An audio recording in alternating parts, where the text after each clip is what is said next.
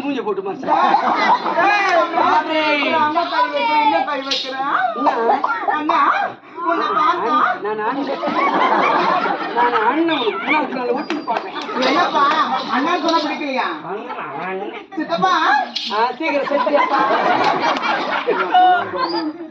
அப்படி சித்தப்பா சொன்ன பிடிக்கலையா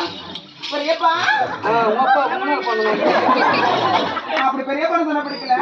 ரெண்டே ரெண்டு வார்த்தை சொல்லட்ட மாட்டான் அண்ணா என் வீட்டுக்கு வரையா அண்ணா என் வீட்டுக்கு வரையாண்டா